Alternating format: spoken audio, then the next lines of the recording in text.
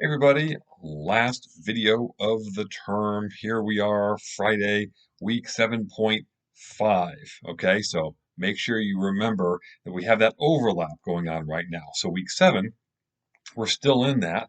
That ends at the end of the day tomorrow, which is Saturday. But today, Friday, week 7.5 begins, and 7.5 goes until Monday. Monday is the last day of class. So it's a really short week, but there are a couple things that we do want to do within this week. So there is a discussion board. Honestly, the discussion board's pretty basic. It's reflecting on how things went this term. That's essentially it. Okay, we can share some parting thoughts, some parting wisdom. You can tell us things that you thought worked very well, some things that maybe you struggled with. You can tell us your favorite part of the class or your least favorite part of the class, all sorts of things. I mean, this is really your opportunity just to kind of look back over the past 7.5 weeks and say how you think things went. That's about it. So there's not a whole lot that you have to do in this week's discussion. There is going to be an assignment, kind of a two-part assignment. It's the graphic literacy assessment. So what is this? Okay, we've got this test. It's 38, I think 38 questions, all about graphic literacy. Graphic literacy is the ability to read charts and graphs, data from charts and graphs, all sorts of charts and graphs, okay? So we talked in this class a lot about computer literacy, right? How to use computers effectively, kind of basic things. We've talked about information literacy. How do we best retrieve reliable information online, right?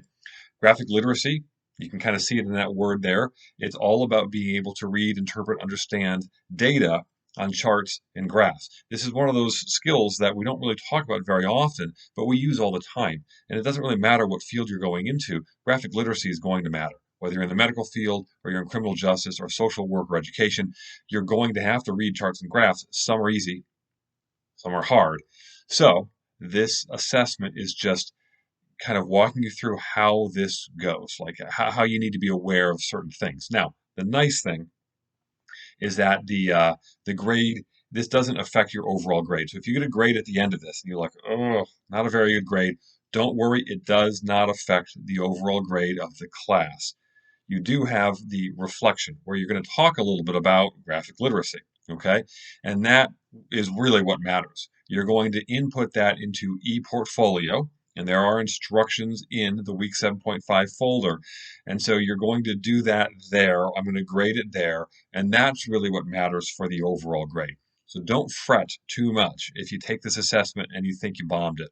On average, students get anywhere from like a 55 to about a 75. That's about average. So don't worry, it's not going to affect your grade, but you need to make sure you do that graphic literacy reflection. Other than that, we're at the end, folks. You got here. If you are with us to the end, pat yourselves on the back. What you've accomplished is impressive. Okay, it's not easy to do what you've done. It's not easy to get into an online program. You start getting into online classes, start interacting with people and learning and doing all sorts of things, all while you're working and you got family obligations along with it, right? So if you've gotten here, that's impressive. So be proud of yourself. You've accomplished something important, okay? And keep learning going forward, okay? Keep challenging yourself to go deeper with things like Excel or PowerPoint or Word.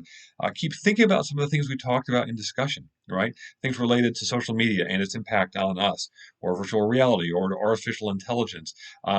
Keep thinking about kind of, internet ethics.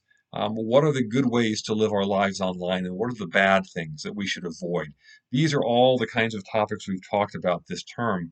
And I don't want you to leave this class and think, okay, I'm all done. I don't need to talk about that stuff anymore.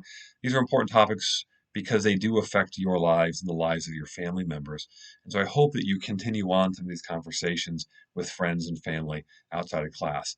Other than that, folks, it's been a pleasure. I really enjoyed getting to know you all and kind of talking with you in discussion and getting to know you and hopefully making this first term a good term for you as you get started on this academic journey. So I wish you all the best. And I hope that next term is just as interesting and just as good, just as exciting as this one. Thanks, folks.